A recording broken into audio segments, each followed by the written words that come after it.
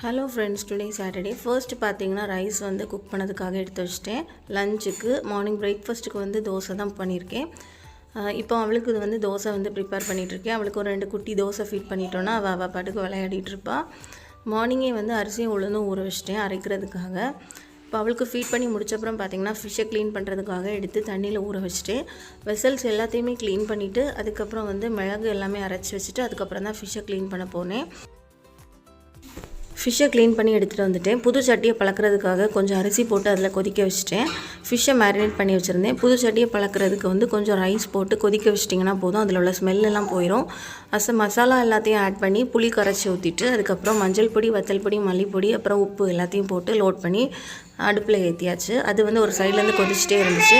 ஃபிஷ்ஷை வந்து ஃப்ரை பண்ணிகிட்டே இருந்தேன். இன்றைக்கி இப்போ லஞ்சுக்கு பார்த்திங்கன்னா ஃபிஷ் குழம்பு, ஃபிஷ் ஃப்ரை, ரைஸு. அதுக்கப்புறம் பார்த்திங்கன்னா வந்து மாவும் அரைக்க தொடங்கி